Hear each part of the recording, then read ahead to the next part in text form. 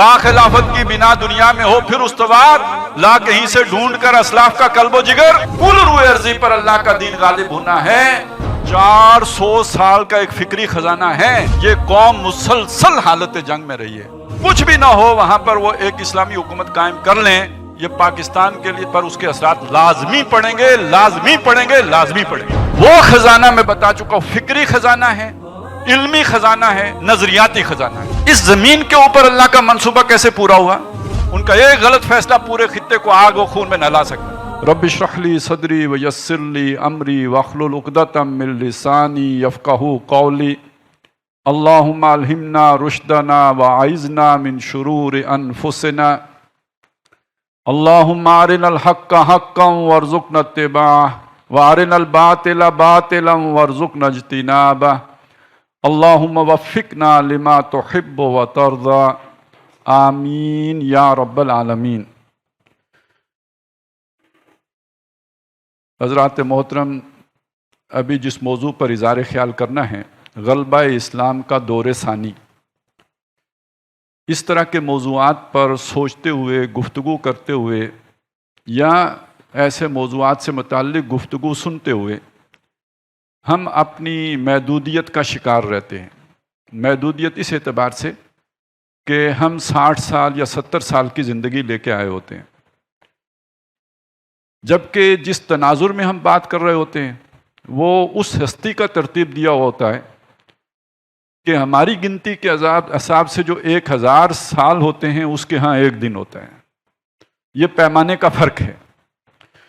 تو بعض اوقات چیزوں کو سمجھنے کے لیے اپنے اس جو بھی سانچہ ہے یا جو لیمیٹیشنز ہیں اس سے نکل کر دیکھنا ہوتا ہے، ایک دوسرے منظر میں جا کر، دوسرے پیمانے کو سامنے رکھ کر، ایک دوسرے سانچے کو سامنے رکھ کر۔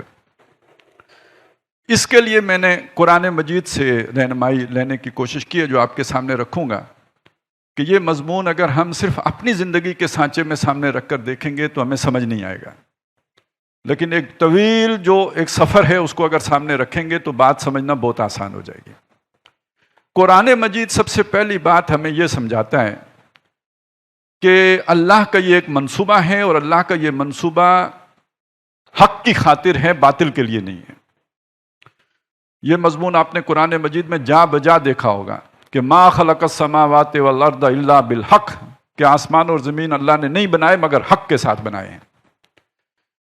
یہ جو جگہ جگہ یہ بات آ رہی ہوتی ہے، کیا سمجھانے کے لیے آ رہی ہوتی ہے کہ ہم اپنی اس شارٹ سائٹڈنس کی وجہ سے اس کو سمجھ لیتے ہیں یہ ایویں ہی ہے، یہ ایک کھیل ہے، یہ ایک تماشا ہے۔ سمجھایا گیا نہیں، یہ ایک پرپسفل تخلیق ہے، ایک مقصد ہے، سامنے ایک ہدف ہے، ایک ویژن ہے، جس کے لیے ہم سٹیپ بائی سٹیپ، درجہ بدرجہ، نسلاً بعد نسلین، قوماً بعد قوم اس منزل کی طرف سفر کر رہے ہیں۔ جب اس وسیع تناظر میں ہم دیکھیں گے تو یہ 213 نمبر آیت ہے سورہ بقرہ کی، بتاتی ہے کان الناس امۃ واحدہ، لوگ ایک امت تھے۔ ایک امت تھے یعنی ان کا مقصد ایک تھا، ان کا ہدف ایک تھا، ان کی سوچ ایک تھی، ان کا ویژن ایک تھا، اور وہ کیا تھا؟ وہ خالق کو بھی پہچانتے تھے، اپنا مقام و مرتبہ بھی پہچانتے تھے، خالق سے اپنے تعلق سے بھی واقف تھے۔ اچھا، یہ بالکل ایک مختلف نقطہ نظر ہے جو پیش کیا جا رہا ہے۔ ہمارا جو دنیاوی نقطہ نظر بنا ہے ہمارے علم سے، ہماری آنکھوں نے جو دیکھا ہے، اور ہماری آنکھوں سے مراد صرف میری اور آپ کی آنکھیں نہیں ہیں، نو انسانی کی آنکھیں، جہاں آج ہمارا علم پہنچا ہے، جس علم پر ہم بہت نازاں ہیں، اس علم کا ماننا یہ ہے کہ انسانیت کا آغاز اندھیرے سے ہوا۔ اس علم کا ماننا یہ ہے کہ انسانیت کا آغاز پتھر کے دور سے ہوا۔ انسان ننگا تھا، انسان کو رہائش کا پتہ نہیں تھا، انسان کو سماج کا پتہ نہیں تھا، وحشی تھا، حیوان تھا۔ قرآن مجید نے اس کے بالکل برعکس بات کی ہے، اور قرآن بتاتا ہے کہ پہلا انسان، پہلا نبی تھا۔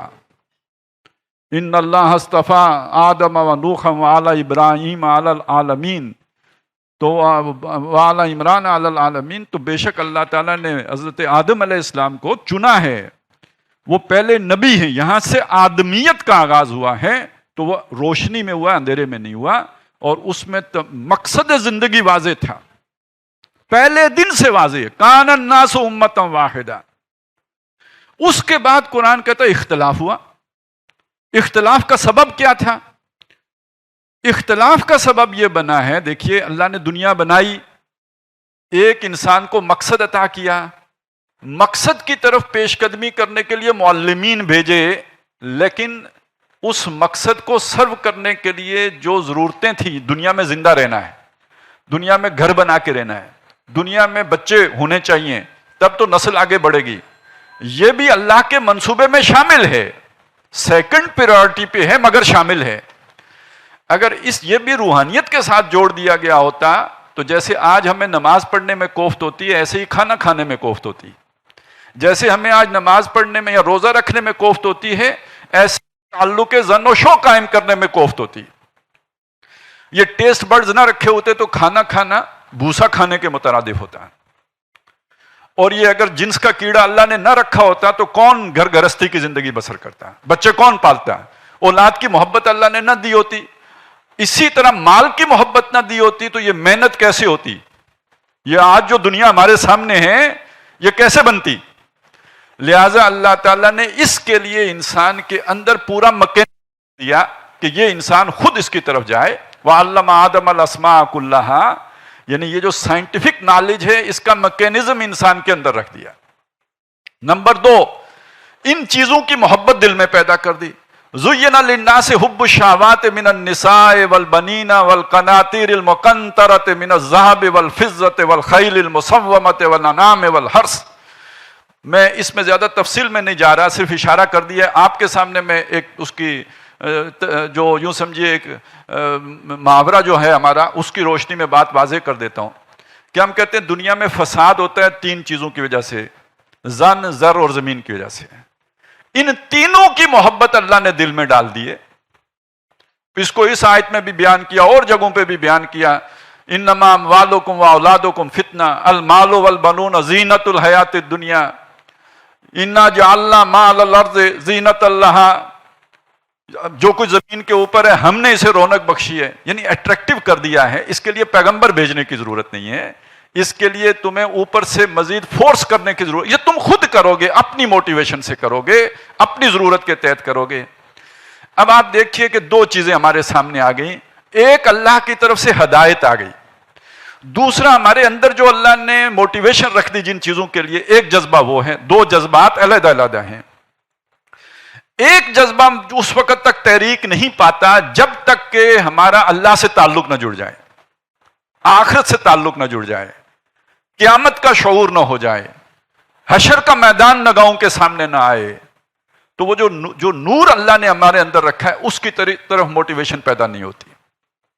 دوسرے جذبے کے لیے کوئی آخرت پر ایمان کی ضرورت نہیں، اس کا کیڑا اللہ نے اندر رکھ دیا، ادھر ہم خود کشاں چلے جاتے ہیں. اب ہوتا یہ ہے کہ یہ بیلنس ہمیشہ آؤٹ ہو جاتا ہے. جب یہ بیلنس آؤٹ ہو جاتا ہے تو انسان ڈرفٹ کدھر کرے گا؟ اللہ کی طرف، آخرت کی طرف، نبوت کی طرف نہیں. یعنی نیچرل ٹینڈنسی انسان کی یہ خواہشات دنیا کی طرف ہے. زُيِّنَ لِلنَّاسِ حُبُّ الشَّهَوَاتِ مِنَ النِّسَاءِ وَالْبَنِينَ وَالْقَنَاطِيرِ الْمُقَنطَرَةِ. اسی طرح سمجھ لیجئے کہ اللہ نے تو انسان کو نور پر، روشنی پر، ہدایت پر، کلیئر ویژن کے ساتھ پیدا کیا تھا، لیکن رفتہ رفتہ اس ویژن میں ابہام آ گیا، گنجلک آ گئی، اس میں کنفیوژن پیدا ہو گئی، منظر جو ہے وہ دھیما پڑ گیا، اور نیچرلی انسان دنیا کی محبت کی طرف پھسلتا چلا گیا، کھوتا چلا گیا. اس نے پھر اختلاف کو پیدا کر دیا، 2 گروہ بن گئے. ان 2 گروہوں کا ذکر اسی سورہ بقرہ میں آگے چل کے 3 پارے کے شروع میں آتا ہے. وَاللَّهُ شَاءَ اللَّهُ مَقْتَتَلَ الَّذِينَ مِن بَعْدِهِمْ، یعنی نبیوں کے آنے کے بعد اگر اللہ چاہتا لوگ اختلاف نہ کرتے، جنگ نہ ہوتی، لڑائی جھگڑا نہ ہوتا، لوگ نبیوں ہی کے طریقے پر قائم رہتے. لیکن وَلَٰكِنْ اخْتَلَفُوا، لوگوں نے اختلاف کیا.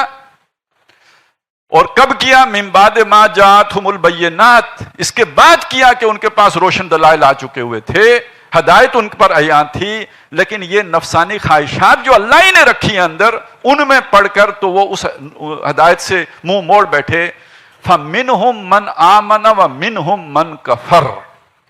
تو 2 گروہ بن گئے. یہ 2 قومی نظریہ بیان ہو رہا ہے. 2 گروہ بن گئے. ایک وہ ہیں جنہوں نے کفر کر دیا وہ اللہ کی ہدایت کا، دوسرے وہ ہیں جو ایمان لے آئے۔ کفر کنہوں نے کیا؟ جن کی دنیا کی محبت پر زد پڑتی تھی، جن کی پہلی پریورٹی دنیا بن گئی تھی۔ یہ جو مزین کر دی گئی ہیں جو چیزیں جو اس میں، انہوں نے نبیوں کی تعلیمات کو پیٹھ کے پیچھے پھینک دیا۔ فَمِنْهُمْ مَنْ آمَنَ وَمِنْهُمْ مَنْ كَفَرَ۔ اب ان کا یہ ٹکراؤ ہو گیا، ان کے درمیان جنگ چھڑ گئی، ان کا یہ مقابلہ ہو گیا۔ چنانچہ یہ 213 نمبر آیت کان الناس امۃ واحدہ اور 214 نمبر آیت آ گئی ام حسبتم ان تدخلوا الجنہ، کیا تم نے یہ سمجھا تھا، یعنی مسلمانوں سے کہا کہ تم جنت چلے جاؤ گے؟ وَلَمَّا يَأْتِكُمْ مَثَلُ الَّذِينَ خَلَوْا مِن قَبْلِكُمْ مَسَّتْهُمُ الْبَأْسَاءُ وَالضَّرَّاءُ وَزُلْزِلُوا، تم پر ابھی وہ حالات آئے ہی نہیں ہیں جو تم سے پہلے لوگوں پر آئے تھے۔ انہیں تکلیفیں پہنچائیں گئی، انہیں بھوک پیاس سے آزمایا گیا، وہ ہلا مارے گئے، حتیٰ یقول الرسول والذین آمنوا معہ، یہاں تک کہ وقت کے رسول اور ان کے ساتھی اہل ایمان پکار اٹھے متی نصر اللہ، اللہ کی مدد کہاں ہے؟ الا ان نصر اللہ قریب، سن رکھو اللہ کی مدد قریب ہے۔ دونوں آیتوں میں ربط کیا ہے کہ جن لوگوں نے اختلاف کیا، جو اللہ کے دین کی طرف نہیں آئے، جو دنیا میں مست ہو گئے یا دنیا میں پڑ گئے، وہ ایمان کی اس دعوت کو ٹھنڈے پیٹوں برداشت نہیں کریں گے، وہ ستائیں گے، وہ ظلم کریں گے، وہ دبائیں گے، وہ حق کو نابود کرنے کی کوشش کریں گے، مٹانے کی کوشش کریں گے، اور یہ کشاکش اور کشمکش ہو کے رہے گی۔ اس کے بغیر تمہیں خلاصی نہیں، اس کے بغیر تمہاری بچت نہیں ہے۔ تو پہلی بات جو آپ کے سامنے میں رکھنا چاہتا تھا، یہ کشمکش حق و باطل ہے، یہ کشاکش حق و باطل ہے، یہ مارکہ خیر و شر ہے، یا جسے اقبال نے کہا یہ مارکہ روح و بدن ہے۔ دنیا کو ہے پھر مارکہ روح و بدن پیش، تہذیب نے پھر اپنے درندوں کو ابارا، اللہ کو پامردی مومن پہ بھروسہ، ابلیس کو یورپ کی مشینوں کا سہارا۔ تو یہ جو مقابلہ ہے یہ کوئی نیا نہیں ہے جو میں اور آپ دیکھ رہے ہیں، یہ مقابلہ چلا پھر جو اقبال کر رہے ہیں اس کو سمجھیے، یعنی یہ ایک پروسیس ہے جو جاری ہے۔ اب دوسری بات اس میں یہ سمجھ لیجئے کہ بظاہر یہ کبھی حق غالب آ جاتا ہے اور کبھی باطل اس پر غالب آ جاتا ہے، یہی چل رہا ہے نا، جیسے دن اور رات کا الٹ پھیر ہے، ایسے ہی یہ حق و باطل کی عدل بدل ہے۔ قرآن مجید نے اس کو بھی کہا کہ قل اللہم مالک الملک، اصل تو بادشاہی کا مالک اللہ ہے، وہ جس کو چاہتا ہے بادشاہی دیتا ہے۔ توتی الملک من تشاء وتنزع الملک ممن تشاء، وہ جسے چاہے بادشاہی دے دے، جس سے چاہے بادشاہی چھین لے، تو چھین لیتا ہے جس سے چاہتا ہے بادشاہی۔ اس کا مطلب کیا ہوا؟ کبھی حق غالب آ جاتے ہیں، کبھی باطل پرست غالب آ جاتے ہیں، لیکن اللہ کے اذن کے بغیر نہیں ہوتا۔ مرضی ہونا اور بات ہے، خوش ہونا اللہ کا اور بات ہے، لیکن اللہ کے اذن کے بغیر نہیں ہوتا۔ اچھا، یہ جو الٹ پلٹ ہوتا ہے یہ کیوں ہوتا ہے؟ اس کا ایک پہلو منفی ہے، ایک پہلو مثبت ہے۔ منفی پہلو یہ ہے کہ آزمائش کے لیے ہوتا ہے، اسی سے تو آپ کی آزمائش۔ تلک الایام نداولها بین الناس، یہ دن ہیں جنہیں لوگوں کے درمیان ہم الٹتے پلٹتے رہتے ہیں، تبدیل کرتے رہتے ہیں، آج تیری کل میری۔ وَلِيَبْلِيَكُمْ، تاکہ اللہ تعالیٰ تمہیں جانچے، تمہارا امتحان ہو کہ اچھے دنوں کے تو یار تھے، اچھے دنوں میں حمد و ثنا کیا کرتے تھے، اچھے دنوں میں تم ہمیں پکارتے تھے، مرد مجاہد بن کے آ کے اسٹیج پہ بیٹھتے تھے۔ یہ جو برے دن آ گئے ہیں، تکلیف کے دن آ گئے ہیں، مصیبت کے دن آ گئے ہیں، پریشانی کے دن آ گئے ہیں، مار پڑنے کے دن آ گئے ہیں، تکا بوٹی ہونے کے دن آ گئے ہیں، ان دنوں میں بھی ہمیں یاد رکھتے ہو کہ نہیں یاد رکھتے؟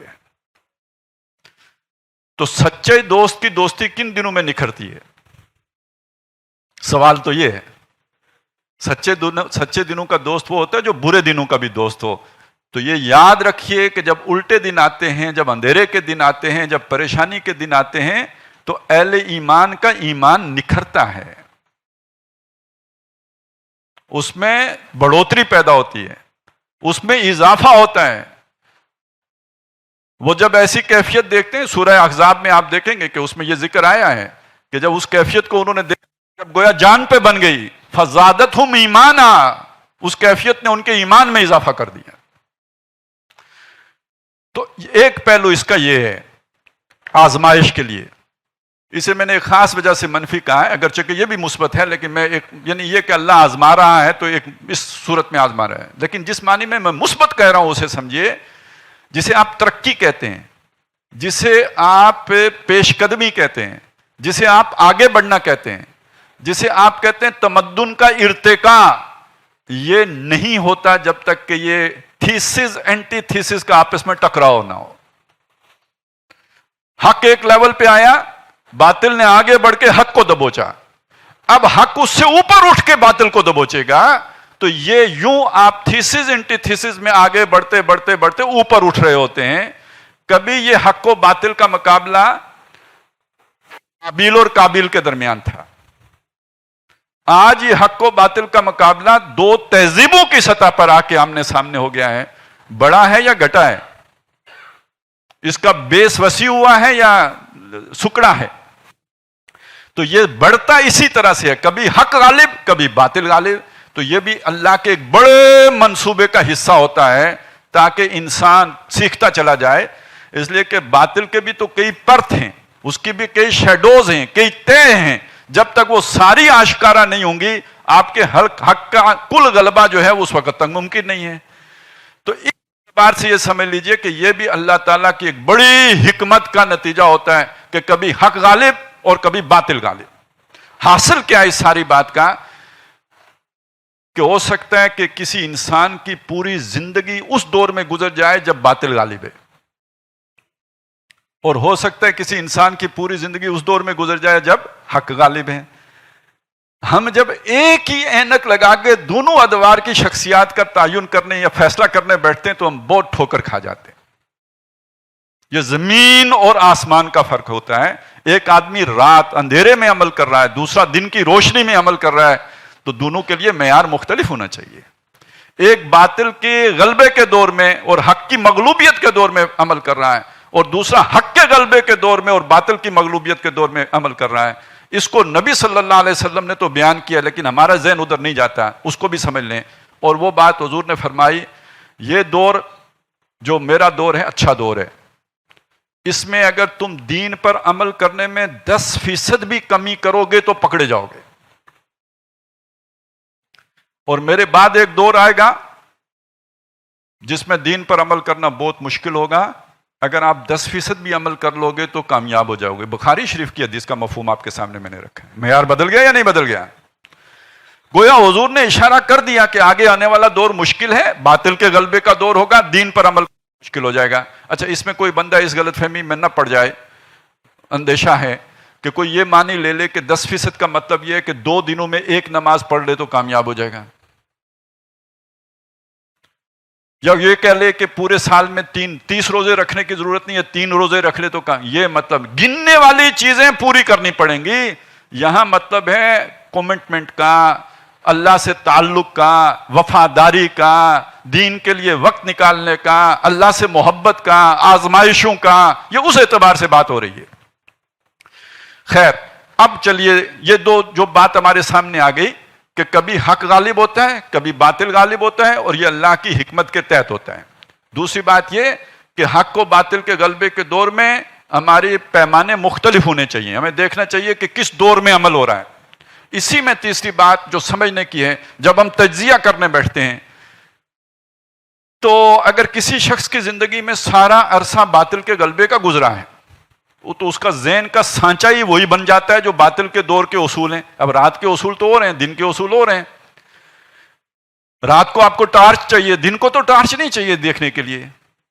تو اب دن کو اگر ٹارچ لے کے چلیں گے تو لوگ آپ کو بیوقوف کہیں گے یا نہیں کہیں گے؟ سٹھیایا ہوا مانیں گے یا خپتی مانیں گے یا نہیں مانیں گے؟ بارش میں چھتری چاہیے، بارش کے بغیر تو چھتری نہیں چاہیے.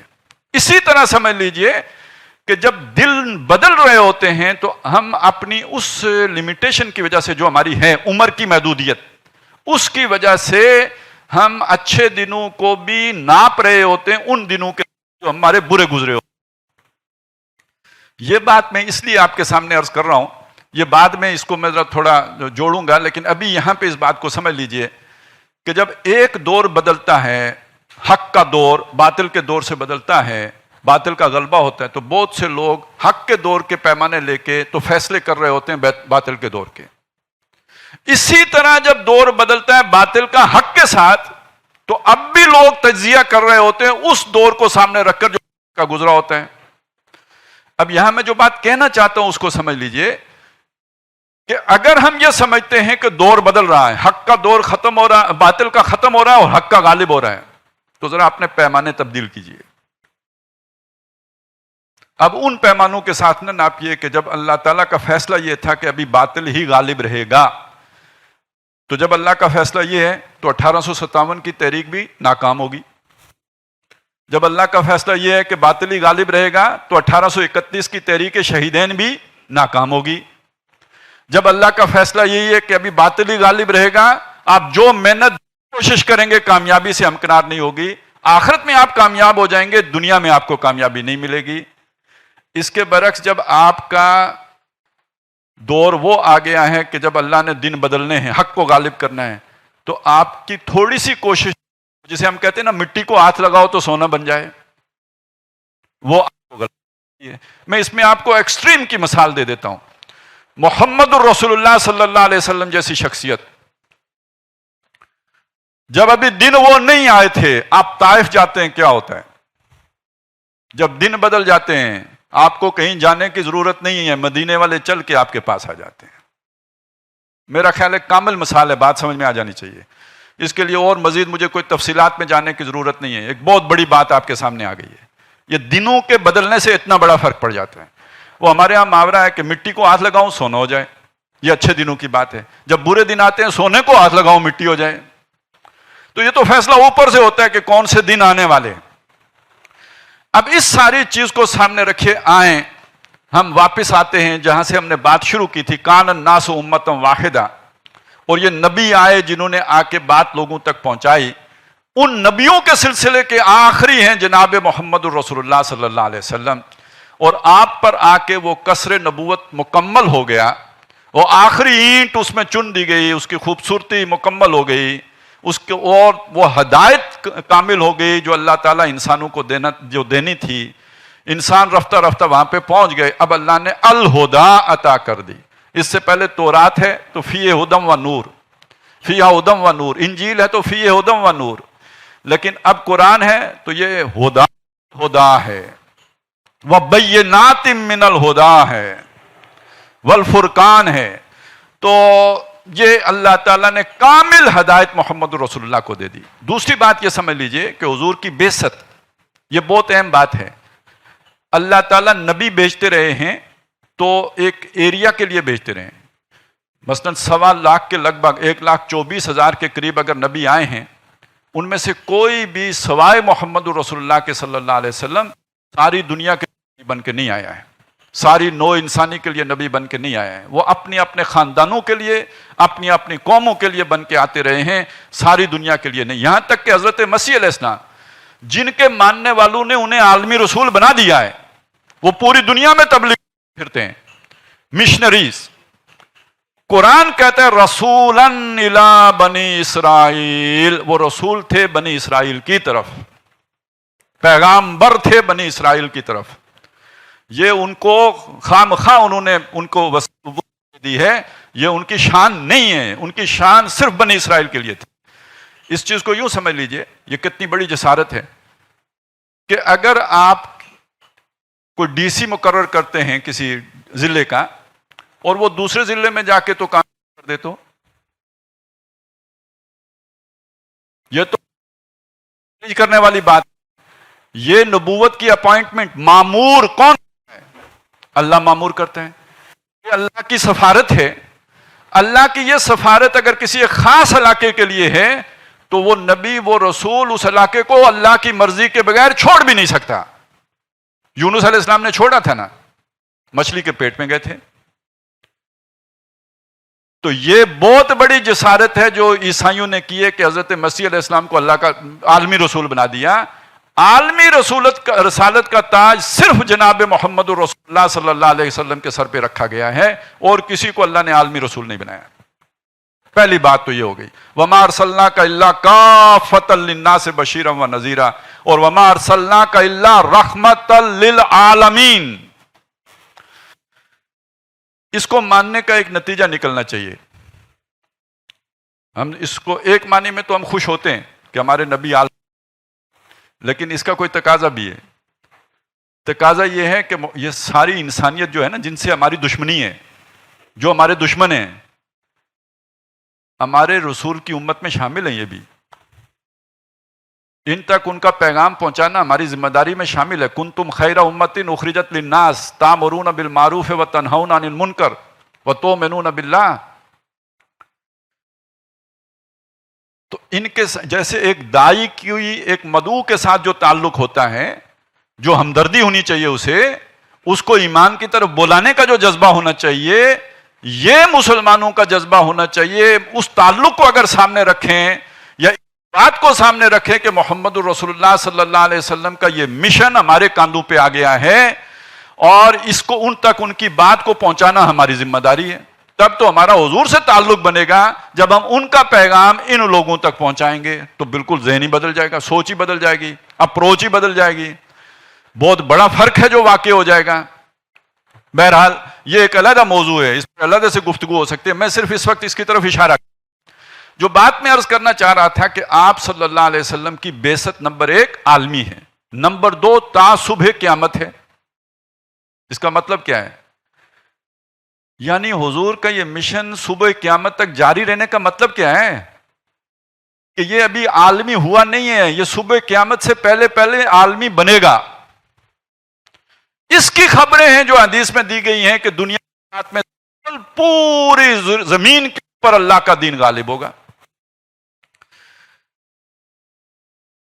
اب وہ بھی ہمارا اچھا خاصا وقت لگ جائے گا، میں اس سے بچنا چاہتا ہوں۔ صرف ایک روایت آپ کو سنا دیتا ہوں کہ حضور نے فرمایا کہ مجھے اللہ نے ساری زمین لپیٹ کے دکھائی، ان اللہ زوالی الارض فرائیت مشارقہا و مغاربہا، میں نے اس کے سارے مشرق دیکھے، سارے مغرب دیکھے، وَإِنَّ أُمَّتِي سَيَبْلُغُ مُلْكُهَا مَا زُوِّيَ لِي مِنْهَا، اور بے شک میری امت کی حکومت اس سب پر قائم ہو کے رہے گی جو مجھے دکھایا گیا ہے۔ آج یہ سمجھنا مشکل نہیں ہے، آج سیٹلائٹ سے ہم پکچر لیتے ہیں نا زمین کی، تو اللہ کے لیے مشکل ہے کہ محمد الرسول اللہ کو پوری زمین دکھا دے۔ آج ہم دیکھ سکتے ہیں کسی ٹیلی ویژن اسکرین کے اوپر، ہم دیکھ سکتے ہیں پروجیکٹر کی مدد سے، تو اللہ کیوں نہیں دکھا سکتا محمد الرسول اللہ کو؟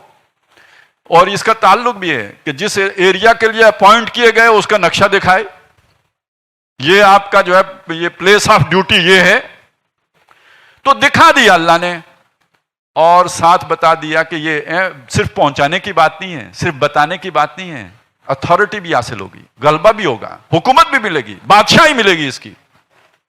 یہی بات ہے جو قرآن مجید نے کہی ہے، وَلَقَدْ كَتَبْنَا فِي الزَّبُورِ، سورہ انبیاء کے آخر میں ہم نے یہ بات زبور میں لکھ دی، من بعد ذکر، کی باتوں کے بعد، ان الارض یرثھا عبادی الصالحون، کہ پوری زمین کے وارث نیکوکار بندے بنیں گے۔ اب آپ بتائیے، آج دنیا میں نیکوکار بندوں کا غلبہ ہے، دنیا پہلی دفعہ گلوبل ہوئی ہے، یہ جو تاریخ کا سفر ہے، اس سفر میں دنیا گلوبل ویلیج اب جا کے بنی ہے، اور اس کو گلوبل ویلیج بنانے میں ہم مسلمانوں کا کوئی کنٹریبیوشن نہیں ہے۔ اس میں کنٹریبیوشن کس کا ہے؟ اس کیڑے کا، زُیِّنَ لِلنَّاسِ حُبُّ الشَّهَوَاتِ والے کیڑے کا۔ قبضہ کرنا ہے، معدنیات حاصل کرنی ہے، تیل پٹرول اکٹھا کرنا ہے، ذرائع نقل و حمل ہوں گے تو ہوگا۔ اس شوق میں بڑھتے بڑھتے بڑھتے دنیا گلوبل ہو گئی، گاؤں بن گئی، ریچیبل ہو گئی، ایکسس میں آ گئی۔ یہ سارا اس کے تحت اللہ نے کرایا جو کیڑا اندر رکھا تھا۔ اب دنیا ون گورنمنٹ کی طرف سوچ رہی ہے، ابھی بنی نہیں، اگرچہ کہ ہم سمجھتے ہیں کہ بن چکی ہے۔ ہمارا ماننا یہ ہے کہ یہ دنیا میں جو ممالک تقسیم ہیں، یہ نظر آتے ہیں تقسیم، ان کے پیچھے جس کو آپ اسٹیبلشمنٹ کہتے ہیں، اب لوکل اسٹیبلشمنٹ نام کی کوئی شے نہیں ہے، اب ایک نیٹ ورکنگ ہے۔ میں ایک لفظ استعمال کر رہا ہوں، صرف سمجھانے کے لیے کہہ رہا ہوں، ایک نیٹ ورک جو عالمی ہے، اور اس کے بندے ہر گورنمنٹ کے نرو سینٹر پہ بیٹھے ہوئے ہیں، اور جو وہاں فیصلہ ہوگا وہی نافذ ہوگا۔ ہمیں لگے گا کہ ہماری گورنمنٹ کر رہی ہے. مثال ذرا تلخ ہے، آپ کو بری نہ لگے تو آپ کے سامنے عرض کر دیتا ہوں. اب جو یہاں اس خطے کا جو بھی منصوبہ بن رہا ہے، ہمیں نہیں پتا کیا بن رہا ہے، لیکن اس کی کچھ جھلکیاں ہیں تو آپ کو دکھا دیتا ہوں. وادی پنشیر فتح ہو گئی. ایران نے، انڈیا نے بیک وقت الزام لگایا پاکستان اس کی مدد اس میں شامل ہے. ہمیں تردید کرنی چاہیے، ہمیں بچنے کے لیے تردید کرنی چاہیے. ہم ان سے زیادہ اچھل کے کہہ رہے ہیں کہ یس وی آر. اب یہ جو مرغی ہم نے پیدا کی ہے، یہ جب انڈا دے گی تو تب یہ سب کیا تھا. ابھی تو نہیں دیا نا اس نے انڈا نکلا نہیں ہے. ابھی آ جائے گا انڈا 6 مہینے میں، 8 مہینے میں، 9 مہینے میں اس کا انڈا برآمد ہو جائے گا. پھر پتا چلے گا کہ اوہ ہماری گردن تو پھنس گئی. اور پھر وہ والا پروپیگنڈا ہوگا جو کبھی طالبان کے خلاف ہوا. اب یہ سوچئے کہ چلیں وہ تو دشمن ہیں، یہ سارا پروپیگنڈا کر رہے ہیں، بھئی ہماری مت کون سا گھاس چرنے گئی ہوئی ہے کہ ہم بھی اسی پروپیگنڈے میں شامل ہو گئے ہیں. نہیں، وہ ڈوریاں ہلانے والے پیچھے ایک ہی ہیں. وہ جو وہی سے آتی ہے وہ سب کے لیے ایک ہی ہے. اور جب ہو رہا ہوتا ہے تو ہمارے بس میں نہیں ہوتا ہے، نہ وزیر اعظم کے بس میں ہوتا ہے، نہ اور کسی طاقتور کے بس میں ہوتا ہے. یہ ہو رہا ہوتا ہے. تو اس کا مطلب ہے کوئی تو ہے نا جو پیچھے بیٹھا ڈوری ہلا رہا ہے اور جوڑا ہوا اسی مال کی محبت میں ہے. جنگ ہوگی، ڈالر آئیں گے، تخریب ہوگی، لوگ مریں گے. کوئی بات نہیں، لوگ مریں گے نا، ہمارا تو بینک بیلنس بڑھے گا.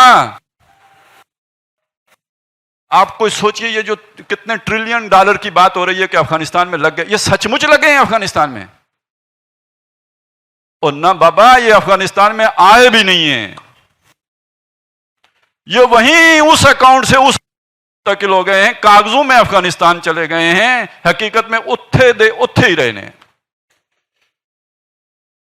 ہاں، وہ جو پبلک اکاؤنٹ، جو بیت المال ہے یا جو آپ کا فیڈرل اکاؤنٹ ہے، اس سے نکل کر کسی پرسنل کی پاکٹ میں چلے گئے ہیں، اس کے اکاؤنٹ میں چلے گئے. یہ ہوا ہے. یا کسی نیٹ ورک کے اکاؤنٹ میں چلے گئے.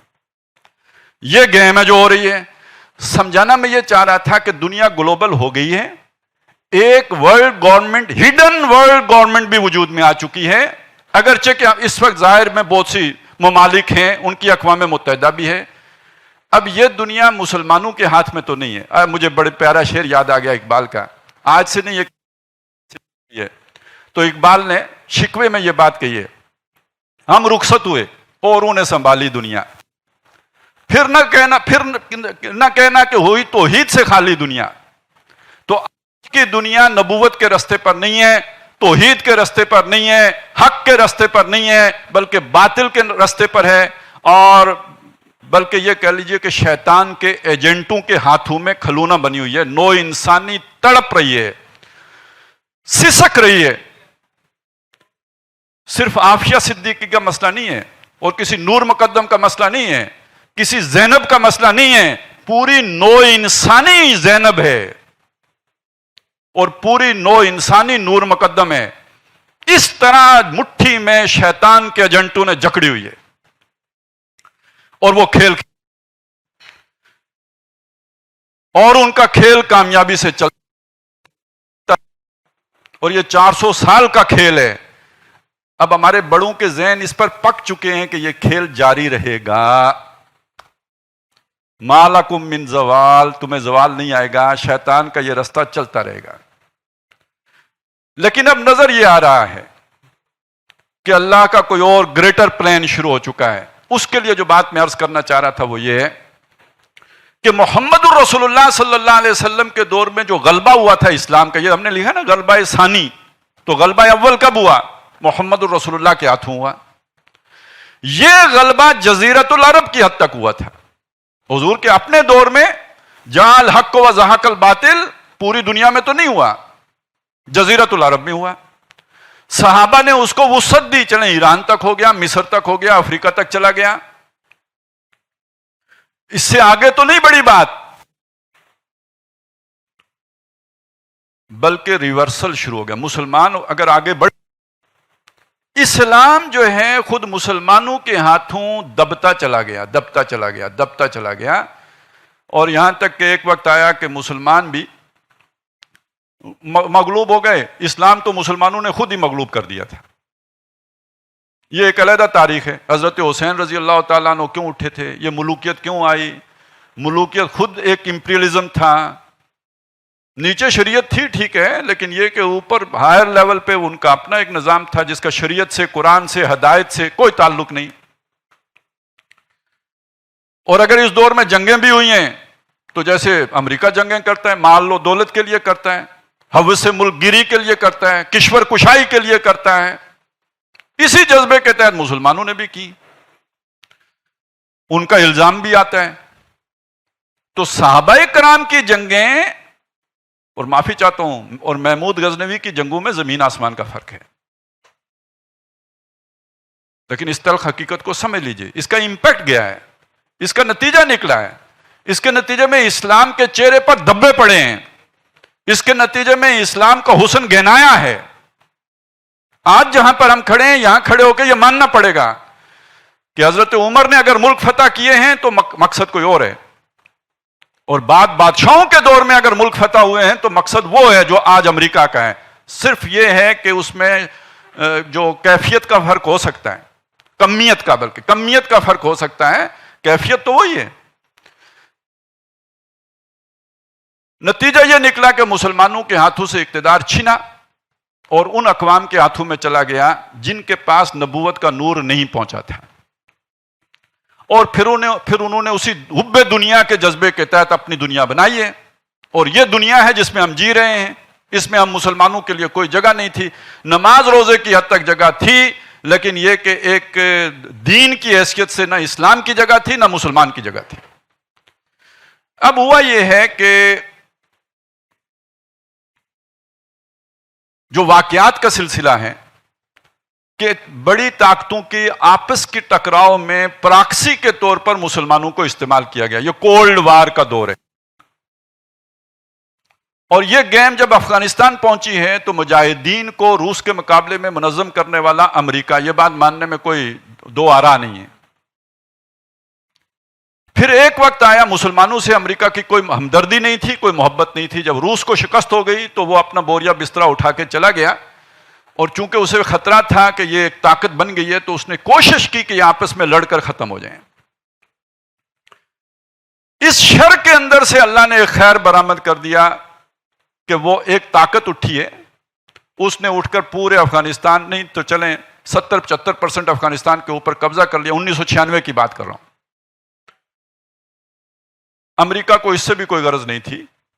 ایک ایسی ہی حکومت سعودی عرب میں موجود تھی, ویسی ہی حکومت یہ بھی کرتے رہتے, امریکہ کی مانتے رہتے تو بے شک شریعت نافذ رکھتے, بے شک عورتوں کو باہر نہ نکلنے دیتے, بے شک عورتوں کو تعلیم نہ دیتے.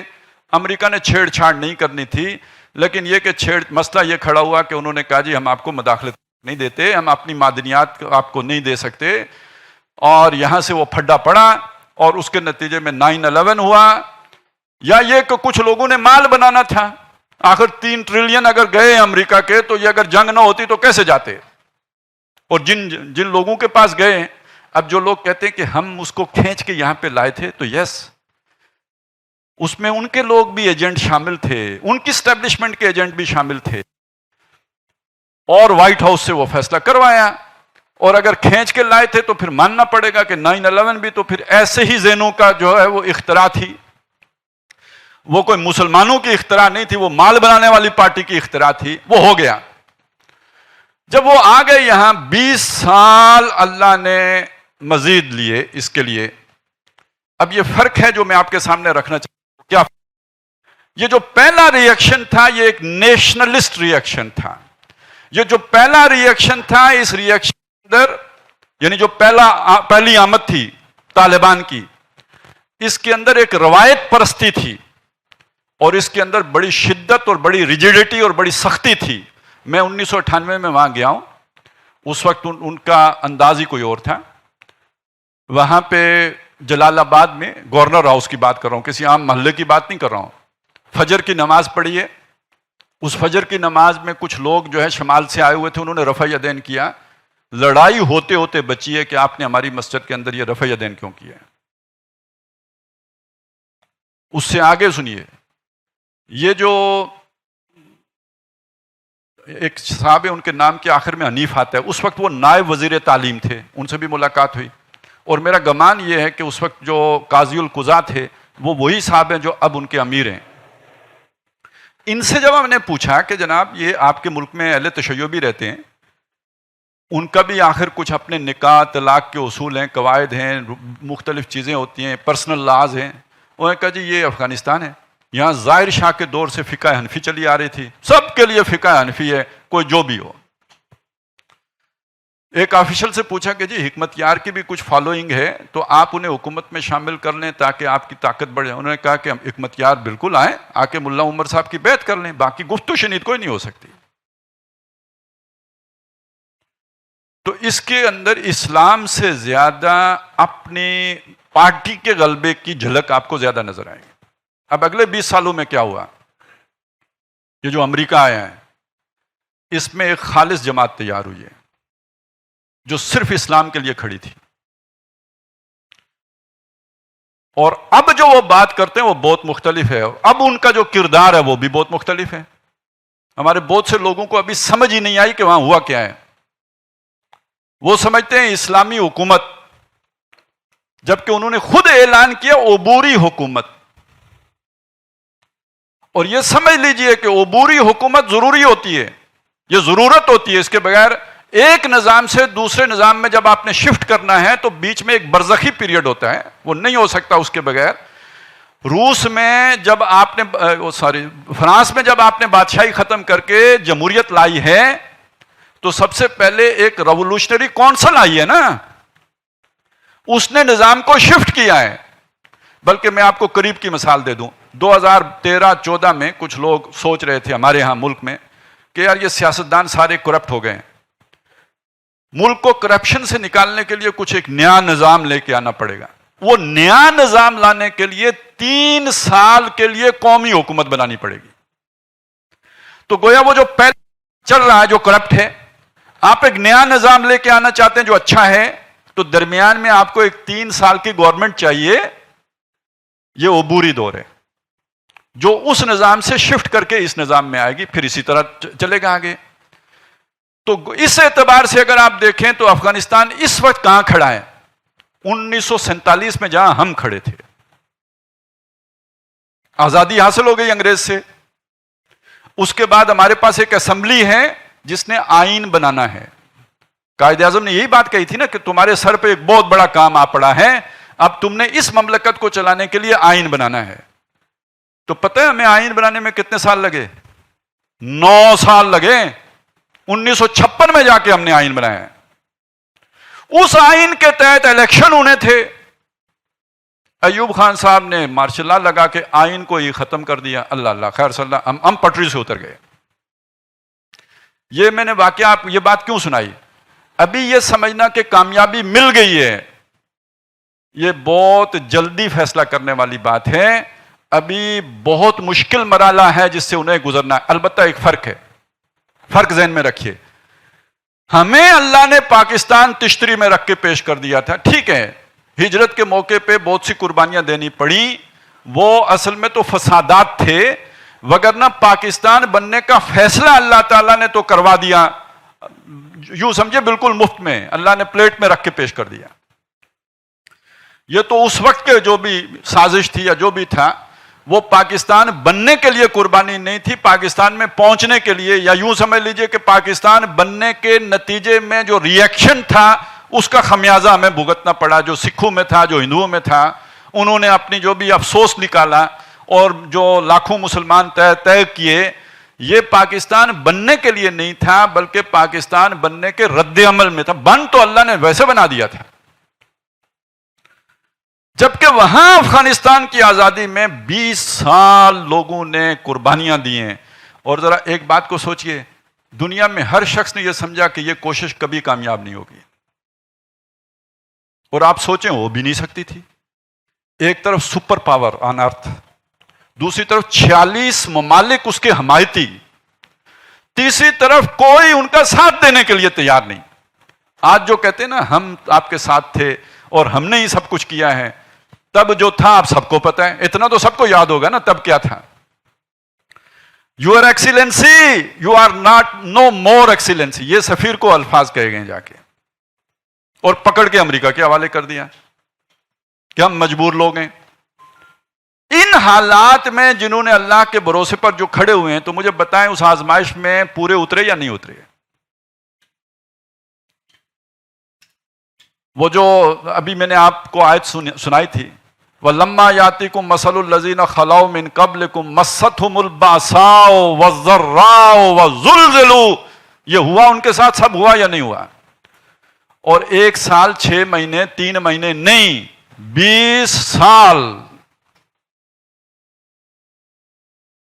تو اس سے پہلے بھی ہم دیکھتے ہیں، اور میں یہ سمجھتا ہوں کہ ان سے اچھے لوگ، ان سے زیادہ جذبے والے لوگ، محنت بھی کی، قربانیاں بھی دیں، نتیجہ نہیں نکلا۔ ہمارے بر عظیم پاک و ہند میں تحریک شہیدین سے زیادہ مخلص خالص لوگ، اللہ والے لوگ، ربانیین، وہ نہیں پیدا ہوں گے۔ ان کی مثال تو صحابہ سے ملتی جلتی تھی، لیکن یہ کہ سکھوں کے مقابلے میں ناکام ہو گئے۔ ان کو اللہ نے کامیابی دی، تو میں اسے علامت کے طور پر لے رہا ہوں کہ یہ اللہ دن تبدیل کر رہا ہے، تاریخ مڑ رہی ہے، ایک نئے دور کی شروعات ہو رہی ہے۔ اور یہ امید اس وجہ سے ہے کہ محمد رسول اللہ کی بعثت عالمی ہے، کل روئے ارضی پر اللہ کا دین غالب ہونا ہے، اور کبھی نہ کبھی کہیں نہ کہیں سے اس کا آغاز ہوگا، پھر پھیلے گا۔ یہ آسمان سے تو نہیں ساری دنیا پر غالب ہو جائے گا، کہیں سے شروع ہوگا پھر پوری دنیا پر پھیلے گا۔ اس سے ایک طرف یہ لگتا ہے کہ اللہ تعالیٰ نے اس طرف سے اس کام کا آغاز فرما دیا ہے۔ جب یہ امید ہوتی ہے تو ابھی میں آپ کے سامنے یہ بات رکھوں کہ امکانات کیا کیا ہیں منفی، یا یوں سمجھے جو دوسروں نے سوچے ہیں، لیکن یہ بات رکھنے سے پہلے مجھے پھر ایک بات آپ کو سمجھانی پڑے گی، پہلے وہ میں سمجھا لوں۔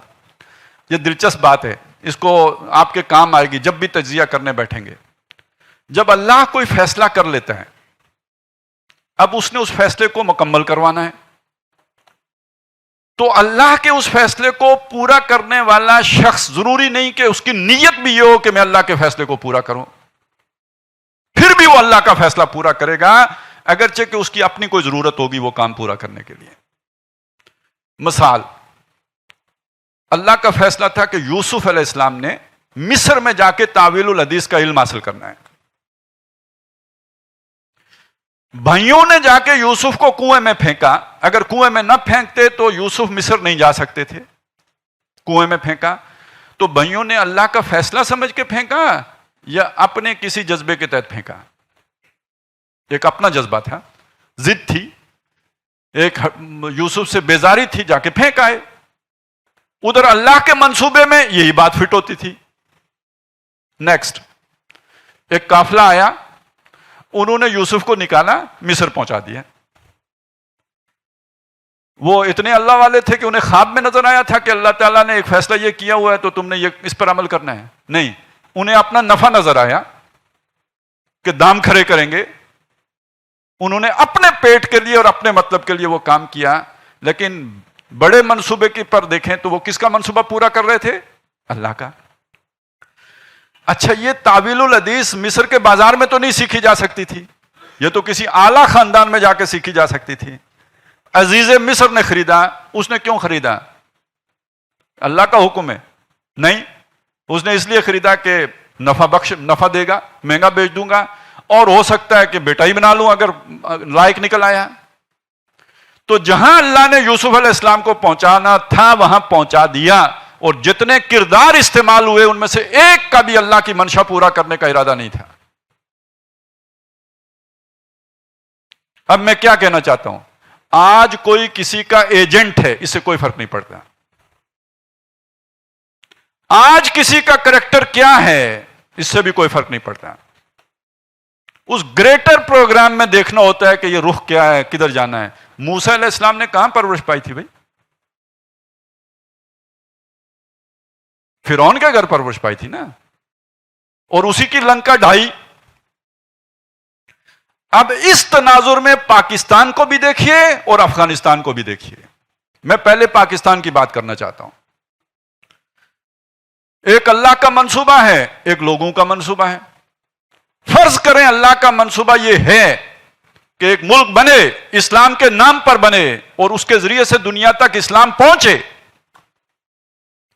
اس زمین کے اوپر اللہ کا منصوبہ کیسے پورا ہوا؟ ہم کہتے ہیں انگریز کی ضرورت تھی کہ پاکستان بنے، وہ انڈیا کو منقسم رکھنا چاہتا تھا. یہی کانگریس کا بیانیہ ہے نا، یہی بیانیہ ہے ولی خان اینڈ پارٹی کا. یہی ہمارے لبرل بھی اب ہمیں سمجھاتے ہیں کہ یہ انگریز کی ضرورت تھی، وہ بنانا چاہتا تھا. ہم مان لیتے ہیں بھئی انگریز کی ضرورت تھی، اس نے بنانا فیسیلیٹیٹ کیا، ہم مان لیتے ہیں، اس ماننے میں ہمیں کوئی حرج نہیں ہے. ایک اور بیانیہ بھی ہے. ہندوستان میں اعلان ہو گیا تھا، کانگریس نے اعلان کر دیا تھا کہ ہم جاگیرداری نظام ختم کر دیں گے. جو مسلمان جاگیردار تھے ان کی ضرورت تھی کہ پاکستان بنائیں تاکہ ان کی جاگیریں محفوظ رہیں، اور وہ رہیں. ہم یہ بھی مان لیتے ہیں کہ جاگیرداروں نے بھی محنت کی پاکستان بنانے کے لیے، اور اس لیے کی کہ ان کی زمینیں باقی بچی رہیں. انگریزوں نے بنانے میں مدد کی، اس لیے کی کہ یہ ہندوستان کو پاکستان کاٹتا رہے اور ہمارا اسلحہ بکتا رہے. اوکے، مانتے ہیں ہم. اسی طرح ہم یہ بھی مان لیتے ہیں کہ کسی کو لیڈری کا شوق تھا، کسی کو کارخانے لگانے کا شوق تھا، معیشت کا جذبہ تھا. اوکے، مان لیا، سب مان لیا. بس ماننا بیچ میں اتنا ہے کہ ایک منصوبہ اللہ کا بھی ہے، وہ اگر کسی پہ ظاہر نہیں ہے تو نہ ہو. اس سے کیا فرق پڑے گا؟ جب اللہ اسے ظاہر کرے گا تو یہ تو جسے کہتے ہیں فائنل پنچ، اس سے پتا چلے گا نا. موسیٰ پروان چڑھ رہا ہے جہاں چڑھ رہا ہے، جو چڑھا رہا ہے، جس جذبے جس نیت سے چڑھا رہا ہے، جب موسیٰ جوان ہوگا تو پتا چلے گا نا. اب آگے چلیے، سورہ کہف میں ایک واقعہ آتا ہے. ایک دیوار ہوتی ہے جو گرا چاہتی ہے، اور کوئی خضر ہوتا ہے جو اسے سیدھا کر دیتا ہے. موسیٰ کہتے ہیں یار کن الو کے پٹھوں کی دیوار تو نے سیدھی کر دی، جن سے ہم نے ایک وقت کا کھانا مانگا اور انہوں نے نہیں دیا. ایسے نا ہنجار، نا شکرے، ان کے پر یہ احسان کرنے کی کیا ضرورت تھی؟ آخر میں جا کے جب بات کھلی، وہ جس نے سیدھی کی تھی اس نے جب اس کی ریزن بتائی، وہ جو دیوار تھی، وَكَانَ لِمَسَاكِينَ یتیم غلامین یتیمین، وہ دو یتیم لڑکوں کی تھی. وَكَانَ تَحْتَهُ كَنْزٌ لَهُمَا وَكَانَ أَبُوهُمَا صَالِحًا. وہ تمہیں نہیں پتا، اس دیوار کے نیچے دو یتیم بچوں کا خزانہ دبا ہوا ہے، اور ان کا جو باپ تھا جو مر چکا ہے وہ نیک آدمی تھا. اور قوم تم نے دیکھ لی نا، بہت نا ہنجار قوم ہے. اس قوم کے ہاتھ وہ خزانہ آ گیا، بچوں کو نہیں ملے گا. ان یتیم بچوں کے خزانے کی حفاظت کی خاطر اللہ نے یہ دیوار مجھ سے سیدھی کروائی ہے، تاکہ وہ اپنی جوانی کو پہنچیں اور اپنا خزانہ حاصل کریں. میری ایک بات پر غور فرمائیے گا. ہمیں 77 سالوں میں جو لیڈر ملے، 74 سالوں میں، ان میں سے کتنے اس قوم کے بیخا تھے، باپ تھے؟ ہمیں تو سارے پھپھا کٹن ہی ملے نا. ہم درد بن کے آتے، لوٹ کے چلے جاتے. یہی پھپھا کٹنی کا کام ہوتا ہے نا. یہ لیڈر ملے ہمیں تو قوم یتیم ہے یا نہیں؟ اس کا خزانہ کیا ہے؟ 400 سال کا ایک فکری خزانہ ہے، مجدد الف ثانی سے لے کر شاہ ولی اللہ، علامہ اقبال، اور یہ جو جتنی یہاں پہ کاوشیں ہوئی ہیں، تحریکیں چلی ہیں، ان سب کے مجموعے کا نام پاکستان کی فکر ہے، پاکستان کا نظریہ ہے، پاکستان کی سوچ ہے، نظریہ پاکستان ہے. دو قومی نظریہ. میں نے ایک بات شروع کی تھی نا کہ دو چیزیں چل رہی ہیں اور اسی سے بنیادی اختلاف پیدا ہوتا ہے. دنیا میں قومیں اس بنیاد پر بنتی ہیں، میری اور تیری زبان ایک، ہم ایک قوم ہیں. یہ محبت کی بنیاد کون سی ہے؟ زُيِّنَ لِلنَّاسِ حُبُّ الشَّهَوَاتِ والی تعلق کی بنیاد ہے. میری اور تیری نسل ایک، ہم ایک قوم. بنیاد کون سی ہے؟ وہی محبتیں. میرے اور تیرا علاقہ ایک، وہی مادی بنیاد.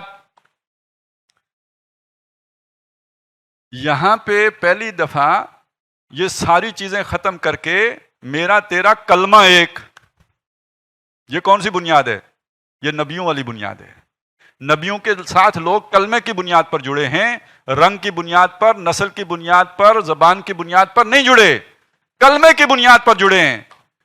یہ ملک اس کلمے کی بنیاد پر بنا. اچھا، بہت سے لوگوں نے ہجرتیں کی. آپ ذرا سوچئے، انہوں نے جاگیرداروں کی جاگیروں کے لیے ہجرتیں کی تھی کہ وہ محفوظ ہو جائیں. انہوں نے کارخانہ داروں کے کارخانے لگانے کے لیے ہجرتیں کی تھی. انہوں نے انگریز کی اسکیم کے مطابق ہجرتیں کی تھی. انہوں نے تو ہجرتیں کی تھی اللہ کی خاطر. انہوں نے تو ہجرت کی تھی کہ اللہ کا دین غالب ہو. انہوں نے قربانیاں دی تھی اس لیے کہ یہ جو خلافت ختم ہو گئی ہے وہ یہاں سے اس کا دوبارہ آغاز ہو. تا خلافت کی بنا دنیا میں ہو پھر استوار، لا کہیں سے ڈھونڈ کر اسلاف کا قلب و جگر. وہ یتیم رہے یہاں، انہیں یہاں کچھ نہیں ملا. انہیں ڈنڈے ملے، انہیں گمشدگیاں ملی، وہ مسنگ پرسن بنے،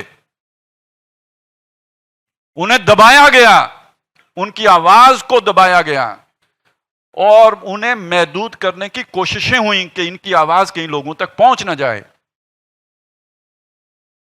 منزل انہیں ملی جو شریک سفر نہ تھے، ان کے ساتھ تو معاملہ یہ کیا گیا. اور عیاشیاں انہوں نے کی ان 74 سالوں میں جن کا یہ مشن نہیں تھا. لیکن آپ ایک بات اور سوچئے، اب اللہ کی حکمت کے اعتبار سے، اللہ کی حکمت میں نہیں تھا کہ اس وقت یہ کام ہو. وہ تو اللہ کے منصوبے میں 80 سال بعد، 100 سال بعد، 75 سال بعد ہونا تھا. اس کا وہ جو آپ کہہ لیجئے چلے جنین کی صورت میں، نطفے کی صورت میں اللہ نے پہلے رکھ دیا، پیدا پہلے کر دیا. ابھی جوانی تک وہ نہیں پہنچا نا.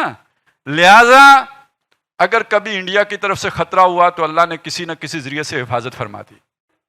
اب اگر کہیں کسی اور اپنی نالائکی سے ملک ٹوٹنے کے قریب آ گیا تو اللہ نے دنیا کے حالات ایسے بدل دیے کہ پھر کہیں سے گنجائش نکل آئی.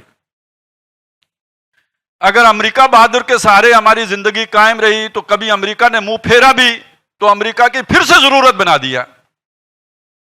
یہ تو بالکل ایسی بات ہے نا، وہ جیسے فرعون کا فیصلہ تھا کہ میں قتل کروں گا بچے کو. وَأَلْقَيْتُ عَلَيْكَ مُحَبَّةً مِّنِّي، ہے موسیٰ میں نے تیرے اوپر اپنی وہ محبت ڈال دی کہ موسیٰ وہ فرعون بھی نچھاور ہو گیا. تو یہ امریکہ ہمارے اوپر نچھاور ہوتا رہا تو کسی کے اذن سے ہوتا رہا نا. وہ کہتے ہیں کہ اللہ کے ہاتھ میں ساری انسانیت کے دل ہیں، 2 انگلیوں کے درمیان ہیں، جدھر چائے پھیر دے. آج تک اگر ہم امریکہ کو سرو کرتے رہیں تو کوئی ضروری ہے کل بھی کریں.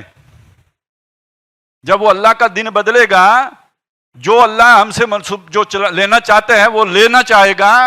یا یوں سمجھ لیجئے کہ جب وہ یتیم جوان ہو جائیں گے تو دیوار گرے گی، دیوار گرے گی تو خزانہ نکلے گا. وہ خزانہ میں بتا چکا ہوں، فکری خزانہ ہے، علمی خزانہ ہے، نظریاتی خزانہ ہے. ادھر جو افغانستان میں ہوا 40 سال 1979 سے لے کے 2021 تک 42 سال یہ قوم مسلسل حالت جنگ میں رہی ہے. اور یہ جنگ ہوتی ہے اصل میں چھانٹی کے لیے.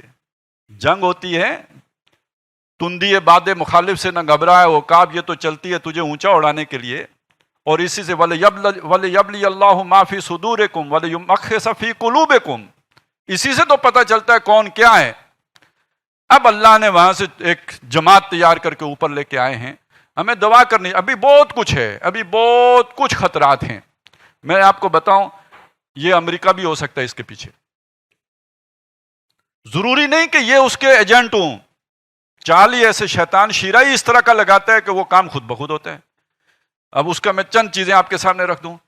کچھ بھی نہ ہو وہاں پر وہ ایک اسلامی حکومت قائم کر لیں، یہ پاکستان کے لیے پر اس کے اثرات لازمی پڑیں گے، لازمی پڑیں گے، لازمی پڑیں گے.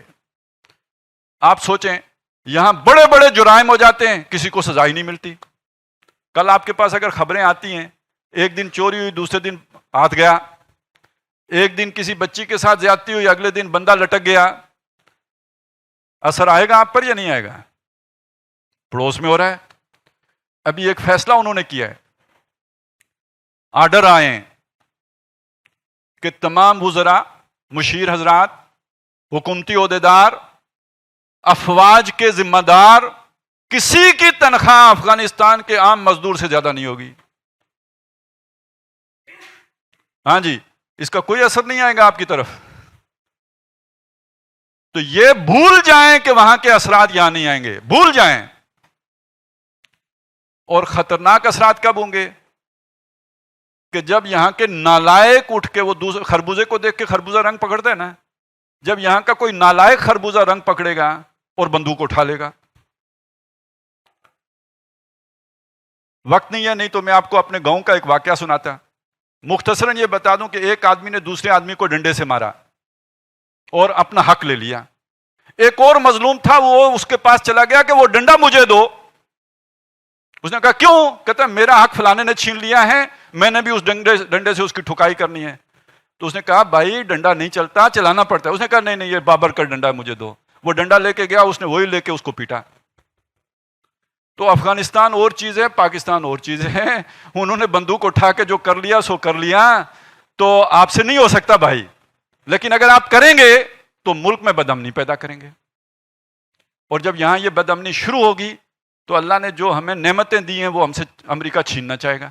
امریکہ کی گیم پلان یہ ہو سکتا ہے نا کہ یہاں پہ ان فائٹنگ شروع ہو، یہاں پہ کیوس پیدا ہو، یہاں پہ لڑائی جھگڑے شروع ہوں، ہم شور مچائیں کہ پاکستان کا ایٹم بم خطرے میں، دہشت گردوں کے ہاتھ لگنے لگا ہے، اور پھر یہ ایٹمی دانت ہم نکال لیں.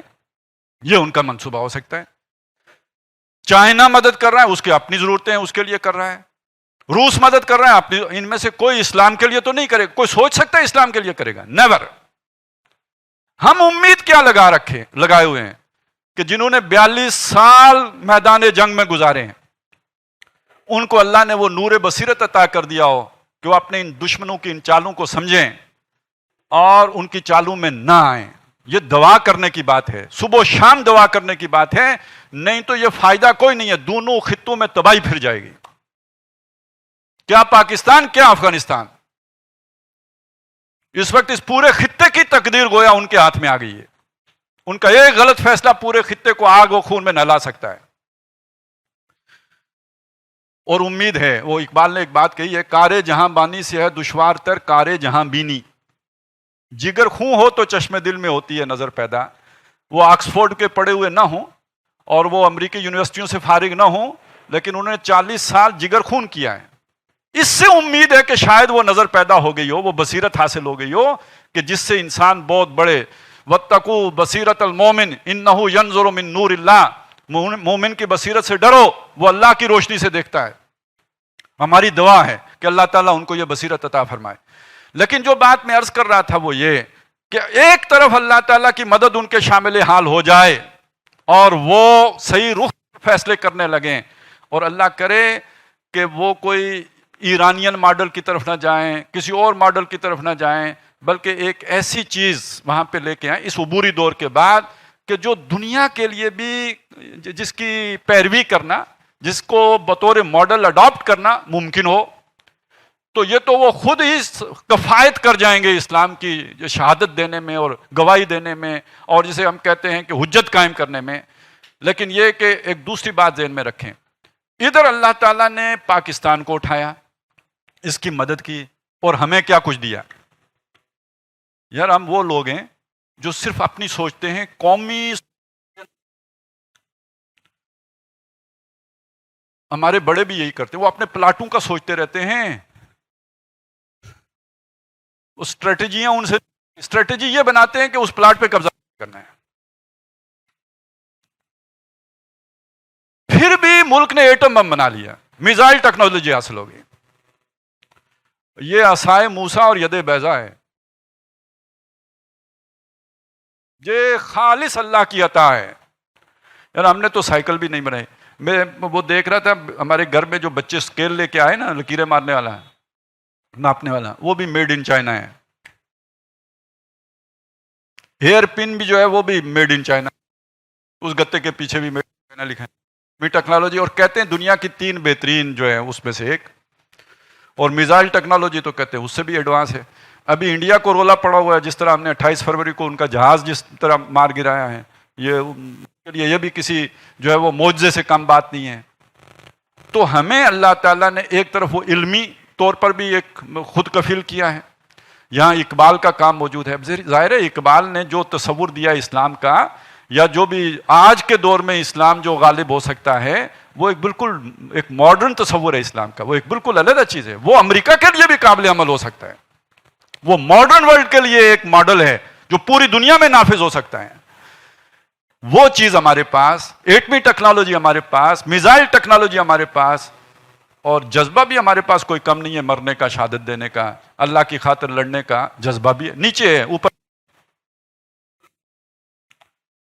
ویسے بھی جب بندہ جاتا ہے ہو ہی چکا ہوتا ہے، اور یہ لڑنے مرنے کی باتیں قوم یوتھ کی باتیں ہوتی ہیں، 40 سال کے بعد تو جینے کی باتیں ہوتی ہیں، مرنے کی باتیں نہیں ہوتی۔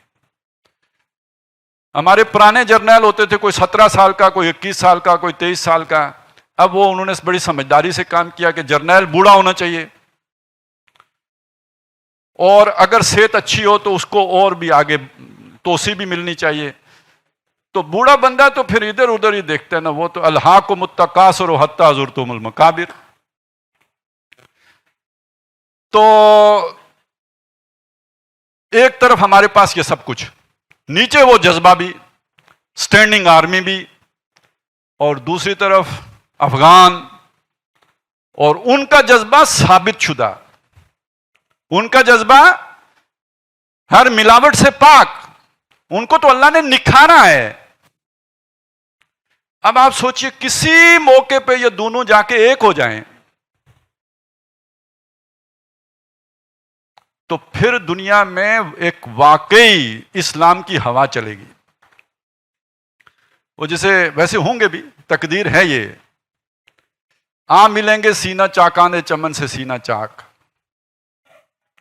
اور دنیا کی آخری درجے کی کوشش یہ ہوگی کہ یہ ایک نہ ہو جائیں۔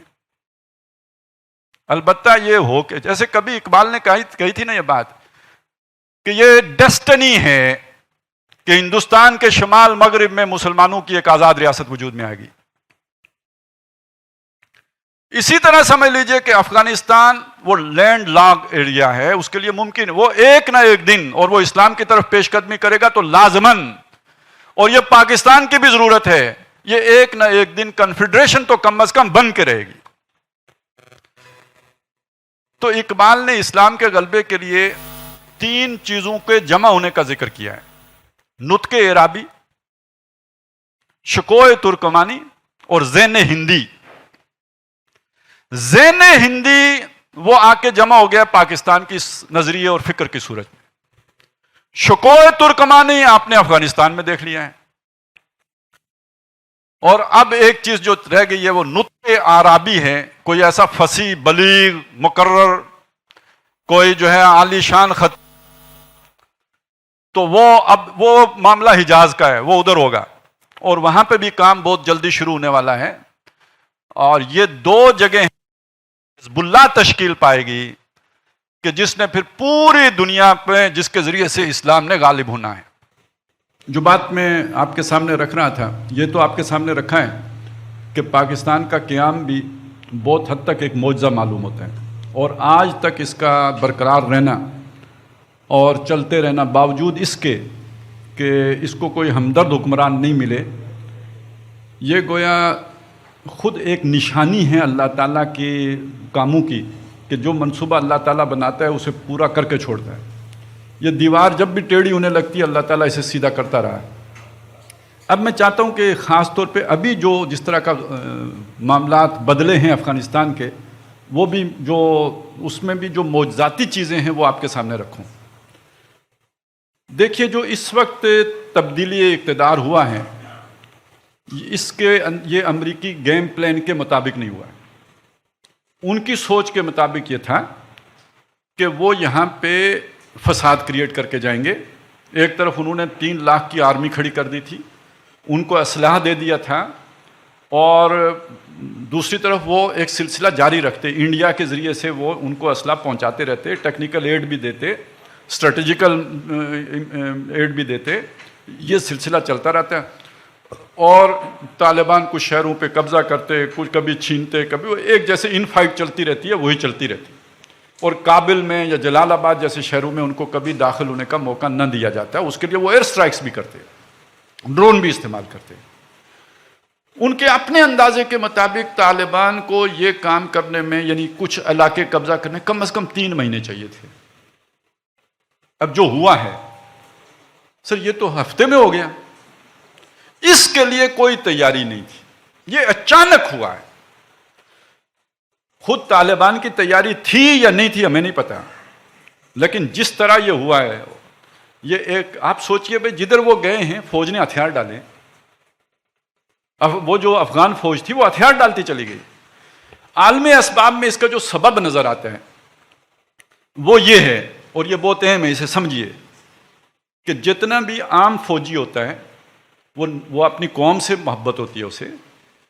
جب قوم کے ساتھ جنگ اسے درپیش ہوتی ہے اور اتنا عرصہ گزر گیا ہو تو اپنے قوم کے خون بہنے کو پسند نہیں کر رہا ہوتا, دل سے نہیں پسند کر رہا ہوتا. لیکن جو لگزوریس لائف بسر کر رہے ہوتے ہیں, جن کو قوم ہی کا خون کرنے کے عوض ان کے بچے باہر جا کے پڑھتے ہیں, انہیں اس سے کوئی غرض نہیں ہوتی کون جیتا ہے کون مرتا ہے. وہ تو کہتے ہیں مرو, مت چھوڑو ان کو, یہ فسادی ہیں, ان کو ختم کرو, ان سے خطرہ ہے. خطرہ ان کو ہوتا ہے, ان کے مفادات کو ہوتا ہے, کہتے ہیں ملک کو خطرہ ہے, لڑائی جاری رہتی ہے. لیکن جب جو درمیان میں ہوتا ہے نا, جس نے لڑانا ہوتا ہے, جب اسے خطرہ معلوم ہوتا ہے, چیزیں بیلنس ہوتی ہیں, تیری باری یا میری باری, وہ میدان چھوڑتا ہے. جو ہی اسے خطرہ محسوس ہوتا ہے کہ نیچے بددلی پھیل رہی ہے, اسے اپنی جان خطرے میں محسوس ہوتی ہے, وہ میدان چھوڑتا ہے. اور نیچے والا لڑنا نہیں چاہتا, وہ اپنی قوم کو مارنا نہیں چاہتا, وہ تو اس کے آرڈر کی وجہ سے مار رہا ہوتا ہے. تو ان کا سرنڈر کرنا عالمی اسباب میں اس کا سبب یہ بنتا ہے کہ دوستم صاحب کو خطرہ پیدا ہوا کہ میں گیا, تو انہوں نے کہا کہ میں تو چلوں نا وہاں جہاں میرے پیسے رکھے ہوئے ہیں. یہ سب باہر پیسے اسی لیے رکھتے ہیں کہ ایک دن جانا پڑے گا تو چلے جائیں گے اپنے پیسوں کے پاس. یہ حضرت مسیح علیہ السلام نے فرمایا تمہارا دل وہاں ہوگا جہاں تمہارا مال ہوگا. تو جن کا مال سوئٹزرلینڈ میں, ہم کیسے مان لیں کہ ان کا دل یہاں ہوگا؟ ان کا دل بھی وہیں ہوگا. اور جو ہی انہیں خطرہ پیدا ہوگا تو اپنے پیسوں کے پاس اڑ کے چلے جائیں گے.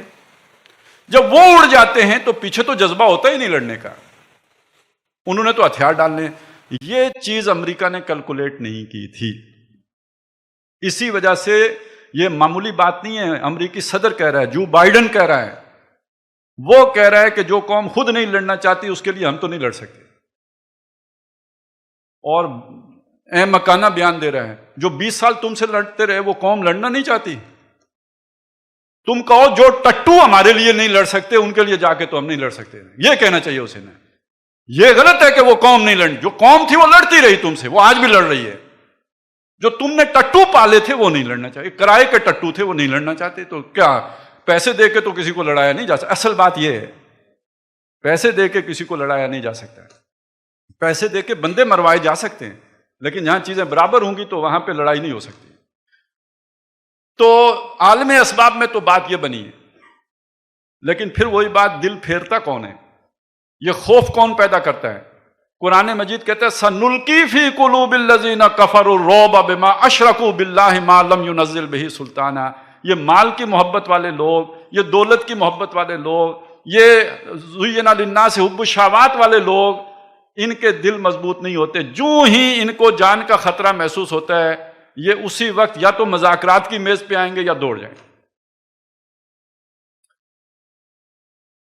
تو یہ اللہ کی مدد کا ایک یوں سمجھ لیجئے کہ نشانی ہے, جس سے ہم یہ نتیجہ نکال سکتے ہیں کہ دن پھر رہے ہیں, جس سے ہم یہ نتیجہ نکال سکتے ہیں کہ وہ جو غربت کی رات تھی وہ اب امارت کی صبح میں بدل رہی ہے.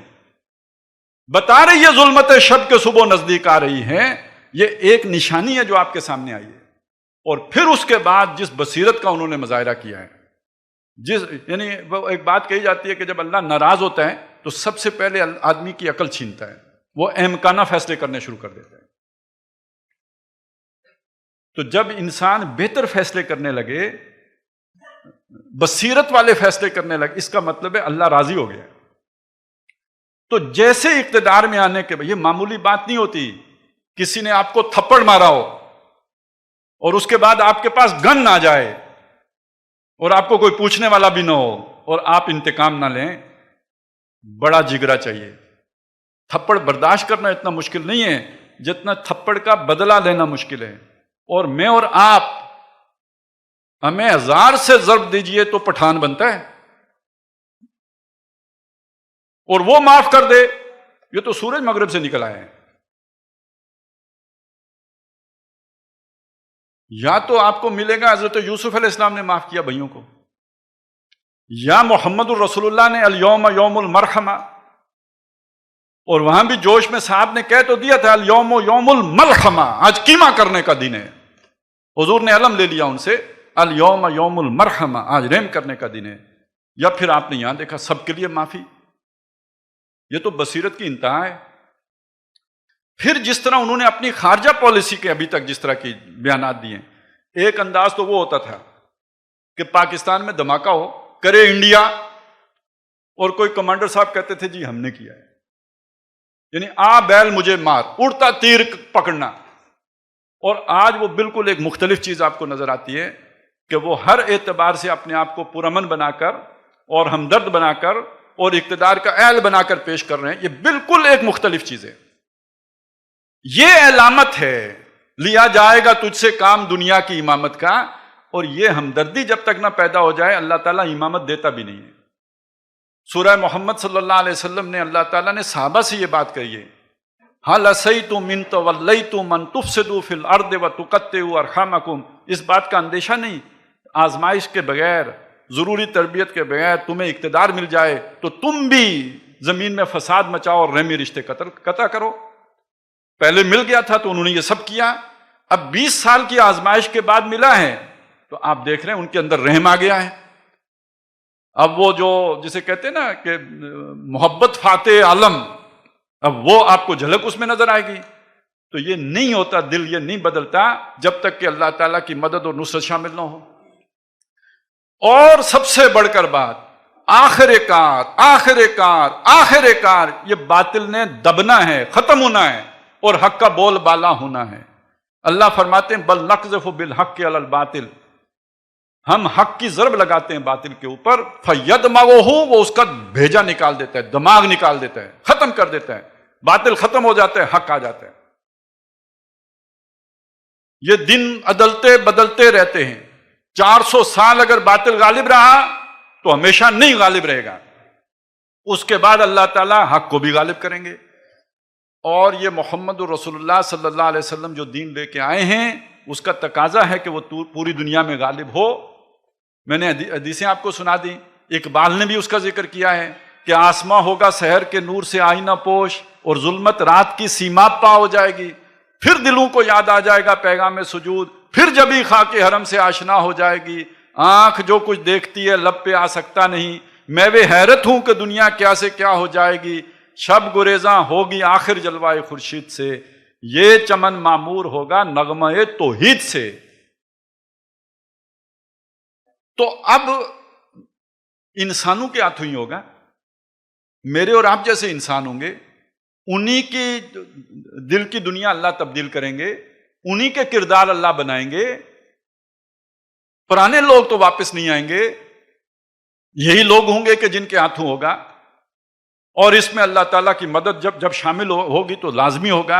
اب توقع پیدا ہو گئی ہے کہ شاید اللہ کی مدد، وہ والی مدد کہ جس کے نتیجے میں دین غالب ہوتا ہے، وہ اب قریب آ چکی ہے. اگرچہ کہ لوگ بہت خوش ہیں، میں ابھی یہی بتانا چاہ رہا تھا، ابھی وہ خوشی کا موقع نہیں آیا.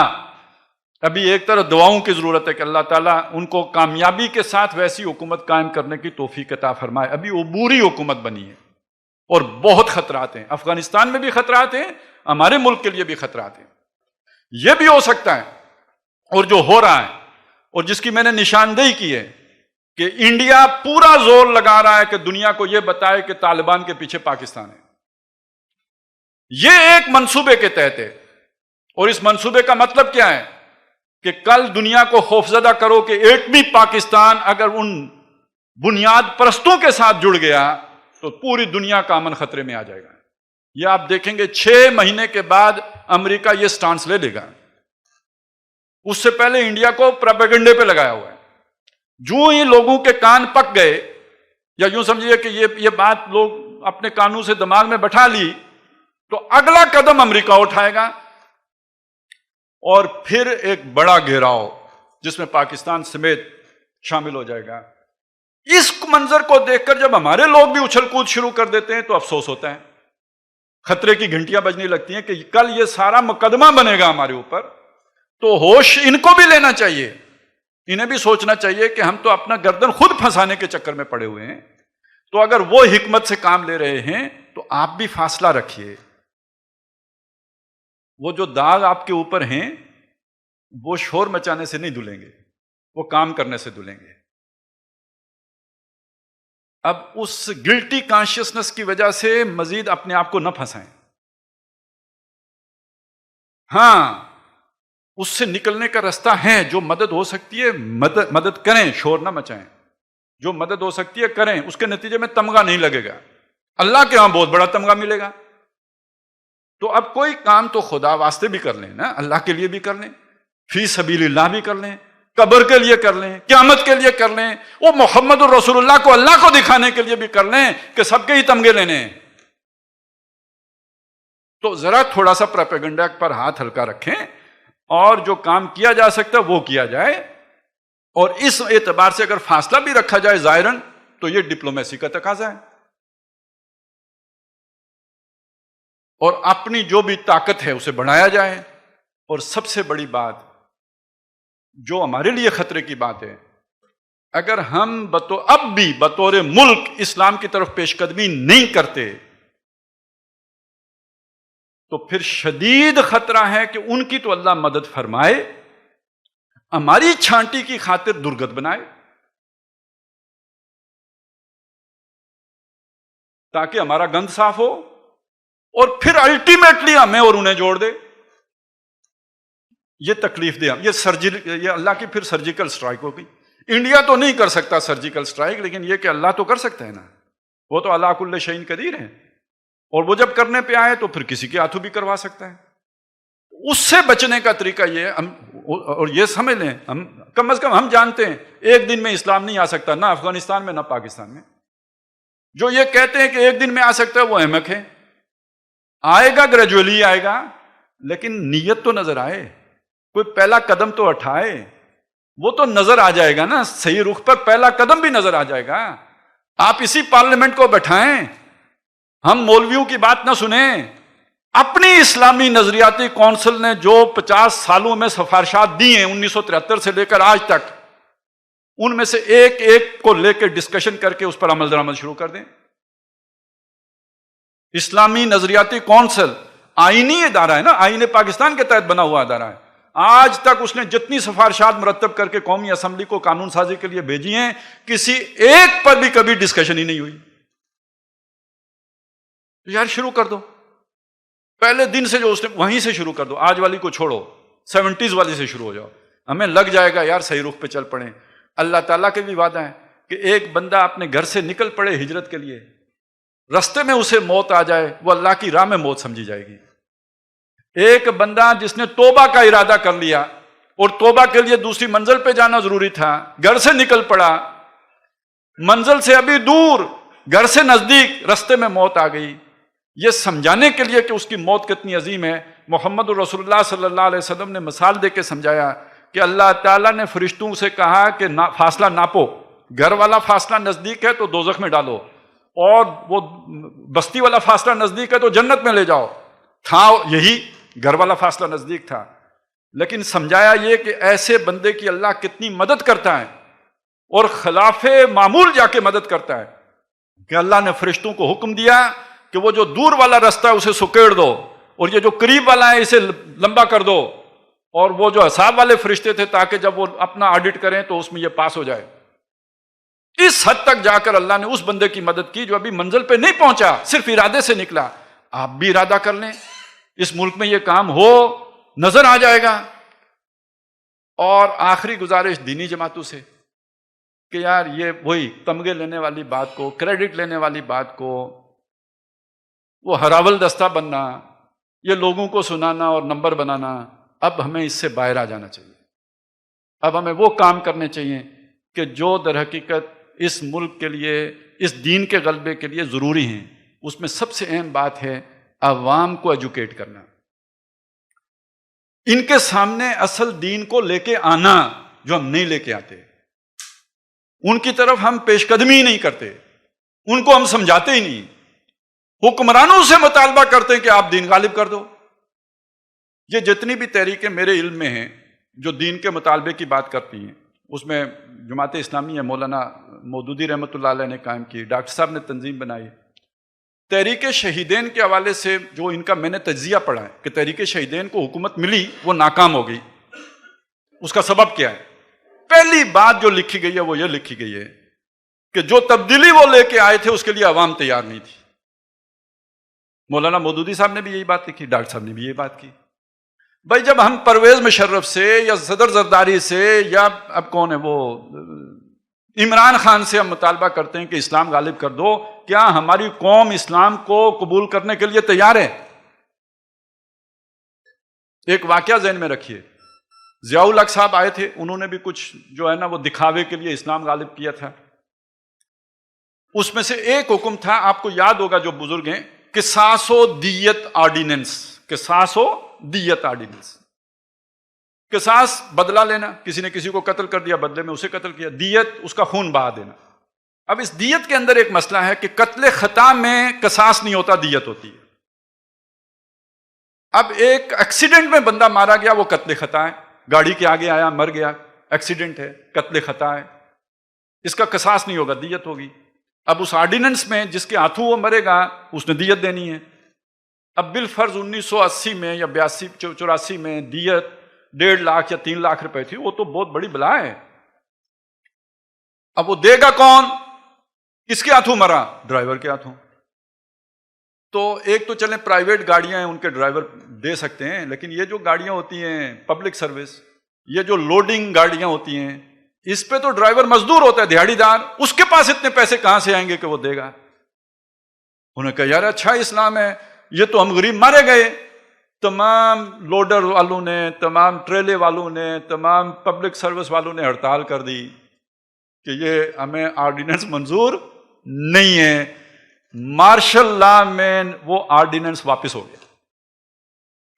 میں کیا کہنا چاہتا ہوں، پبلک نہ تیار ہو ذہناً، آپ کیسے اوپر سے اسلام نافذ کر دیں گے؟ ڈنڈے کے زور پہ تو نہیں ہو سکتا جب تک کہ لوگ. قرآن مجید آپ پڑھ کے دیکھیے، جب اللہ نے کوئی حکم دیا یہ کرو یہ نہ کرو، یعنی کوئی قانون دیا، کوئی شریعت کا حکم دیا، 7 تقوی کا ذکر آیا. تقوی نہیں ہوگا تو بندہ ہر قانون کو بڑے آرام سے آئین پاکستان بنا دیتا ہے، مچھلی پکڑنے کا رستہ نکال دیتا ہے. ہفتے کے دن مچھلی پکڑنی ہے، رستہ کوئی نہیں. یہ انسان نہ نکال سکے تو پھر کیا کام فائدہ انسان کا؟ نکال کے دکھا دے گا، مچھلی یوں پکڑی جائے گی. اب کسی نہ کسی طرح جو ہے وہ بینکنگ کرنی ہے تو چلیں کوئی اسلامی بینکنگ کی مچھلی پکڑ لے گا، ہر چیز کا ہیلا نکل آئے گا. ہمارے ہاں تو بڑی بڑی کتابیں ہیں، کتاب الہیل. یہ کیسے ہوگا کہ آپ اسلام کا حلیہ بگاڑ کے نہ چھوڑیں؟ یہ کیسے ہوگا کہ اس کی شکل نہ بگڑ جائے؟ لہذا قانون پر عمل درآمد نہیں ہو سکتا جب تک کہ آپ کے اندر تقوی نہ ہو. یہ تقوی پیدا گورنمنٹ کر سکتی ہے، مجھے بتائیں آپ. ہاں کر سکتی ہے جب اسلامی حکومت ہو، اپنے ان ذرائع ابلاغ کو استعمال کر کے یہ سارے ادارے تقوی پیدا کرنے والے ادارے بن جائیں تو کر سکتی ہے بہت بڑے پیمانے پہ ایجوکیشن. لیکن اس کے لیے وقت چاہیے، اس طرح کے پروگرام پروڈیوس کرنے کے لیے وقت چاہیے، اس طرح کے پروڈیوسر چاہیے، اس طرح کے تخلیق کار چاہیے. پورا نظام تعلیم بنانا پڑے گا اس جو تقوی پر استوار ہو. وہ ایک دن میں بن جائے گا؟ وہ ٹائم لے گا. لہذا ایک معتدل تعداد عوام کی پہلے تیار کرنی ہوگی، عام لوگوں کو محنت کر کے کہ جو اس نظام کو قبول کرنے والے ہوں. پھر وہ نظام قائم کر کے تو اس کے بعد لوگوں کو ایجوکیٹ کیا جائے گا. اس سے پہلے حکمرانوں سے یہ مطالبہ کرنا ناانصافی کی بات ہے. یہ ہو نہیں سکتا ایک کام آپ اس کا مطالبہ کر رہے ہیں کہ یہ کرو. ہاں یہ کہا جا سکتا ہے کہ آپ اس کی طرف قدم اٹھاؤ، آپ اس کی طرف بڑھنا شروع کرو، آپ اس کے لیے ضروری اقدامات کرنا شروع کرو، اس کا اعلان کرو کہ اب ہمارا رخ اس طرف ہوگا. یہ بات اپنی جگہ پہ جائز ہے. لیکن ہم سمجھیں کہ بس ایک صبح کو اٹھیں اور اسلام غالب ہو، یہ ناسمجھی کی بات ہے. یہ کل اگر انقلاب بھی آ جائے تو یہ ممکن نہیں ہوگا، اس کے لیے کوئی عبوری دور لازمن ہوگا. یہ بات جب ہم کہتے تھے تو ہوائی بات لگتی تھی. اب طالبان آ گئے تو انہوں نے عبوری حکومت ہی بنائی ہے نا. یہ عملی بات ہے. یہ قرآن میں نہیں لکھا ہوا کہ عبوری حکومت پہلے قائم ہوگی پھر حقیقی حکومت قائم ہوگی. قرآن میں نہیں، حدیث میں نہیں. یہ عملی ضرورت ہے، اس کے بغیر ہو نہیں سکتا. تو اس چیز کو سمجھ لیجئے. اللہ تعالیٰ ہمیں ان باتوں کو سمجھنے کی بھی توفیق عطا فرمائے، ان کو سمجھانے کے لیے بھی وقت نکالنے کی توفیق عطا فرمائے. یہ اب ہمارے معاشرے میں جانی چاہیے، لوگوں کو پتہ چلنا چاہیے. اور سب سے بڑھ کر یہ کہ اپنے ملک میں اس کے لیے ہم اظہار کر سکیں، ان لوگوں کا ساتھ دیں کہ جو یہ رائے عامہ بنا رہے ہیں، جو اس کے لیے محنت کر رہے ہیں، جو اس کے لیے زمین ہموار کر رہے ہیں، اور جو یہ ارادہ رکھتے ہیں کہ اللہ کبھی توفیق عطا فرمائے تو ہم بھی اس ملک میں اسلام لانے کے لیے یہ جدوجہد کریں. اب آ جائیں آخری بات کی طرف. آخری بات یہ ہے کہ بالفرض اللہ تعالیٰ ہماری آزمائش کا فیصلہ کرتا ہے کہ ہم بھی وہی تو خاک میں مل اور آگ میں جل، جب خشت بنے تب کام چلے، ان خام دلوں کے عنصر پر بنیاد نہ رکھ تعمیر نہ کر. کہ یہ لاتوں کے بوت ہیں، باتوں سے نہیں مانتے. ہو سکتا ہے کہ کسی امریکہ کی، کسی انڈیا کی یا دنیا کی طاقتوں کی ہمارے اوپر چڑھائی ہو جائے، ہمیں بھی وہ دن دیکھنے پڑ جائیں کہ جو افغانیوں نے دیکھیں. تو اس وقت ہمیں کیا کرنا ہے؟ بھاگ جانا ہے، لیٹ جانا ہے، یو ٹرن لے لینا ہے؟ تو میری بات کا یہ حصہ یاد رکھیے، ہمیں اللہ سے امید رکھنی ہے. برے سے برے حالات میں بھی یہ امید رکھنی ہے کہ اس خطے سے اللہ کے دین کے غلبے کا آغاز ہونا ہے. لہذا جب تک جان ہے، جب تک یہ آس رہنی چاہیے اور اس کے لیے جدوجہد ہوتی رہنی چاہیے. حضرت بلال جب گھسیٹے جا رہے تھے زمین کے اوپر، سنگلاخ پتھریلی زمین پر، اور ایسا تشدد تھا کہ ان کے منہ سے جھاگ نکل رہی تھی، لیکن زبان پہ الفاظ کیا تھے؟ احد احد احد احد احد احد.